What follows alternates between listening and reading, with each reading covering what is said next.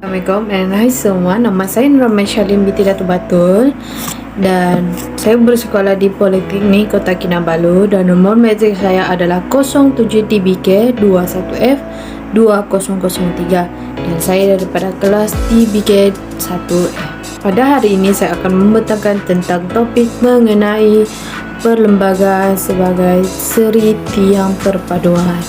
Jadi mari kita saksikan.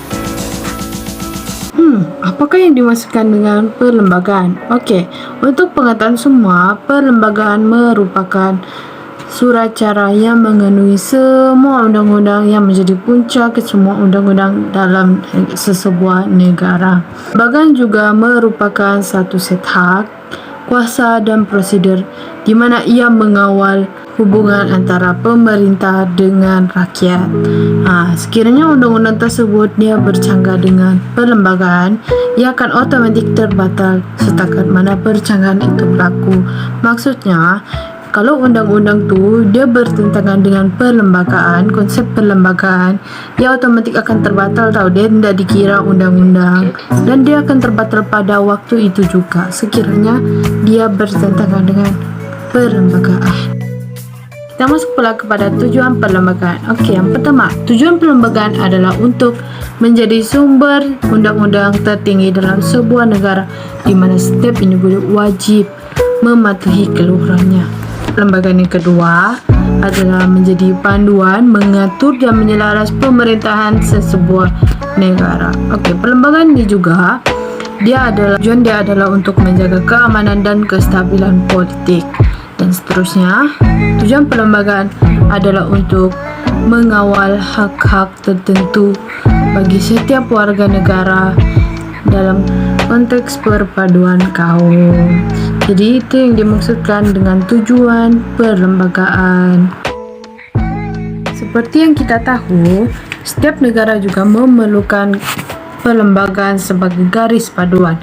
Garis panduan tersebut dikenali sebagai perlembagaan negara yang menjadi rujukan utama kepada 3 badan kerajaan, yaitu yang pertama, legislatif ataupun perundangan, yang kedua, eksekutif ataupun pentadbiran, dan yang ketiga adalah judisiaris ataupun kehakiman, maupun yang di Pertuan Agong juga merujuk kepada perlembagaan. Terusnya kita akan masuk kepada sejarah pengumbalan perlembagaan, di mana secara ringkasnya yang dapat disimpulkan, sejarah pengumbalan perlembagaan ini dia bermula daripada Perlembagaan Malayan Union sehingga Perlembagaan Persekutuan Tanah Melayu.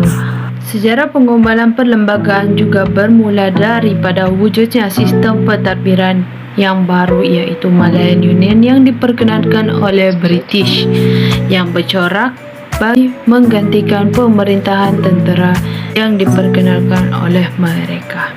Tapi British telah membatalkan pertubuhan Malayan Union kerana mendapat tentangan yang hebat daripada orang Melayu. Selepas daripada penentangan tersebut, British telah menubuhkan lagi pentadbiran baharu yang dikenali sebagai Pertubuhan Persekutuan Tanah Melayu 1948, di mana jawatan kuasa perundangan terdiri daripada orang Eropah, orang Cina dan orang India, bagi tujuan mendapatkan pandangan orang bukan Melayu tentang perlembagaan Persekutuan Tanah Melayu. Ya, kita akan masuk kepada unsur-unsur tradisi di Malaysia.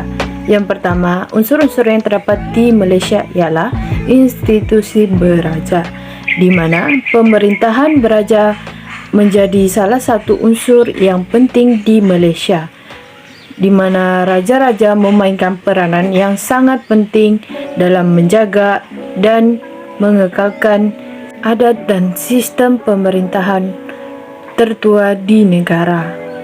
Seterusnya, unsur tradisi yang terdapat di Malaysia ialah agama Islam, di mana agama Islam ini merupakan agama persekutuan.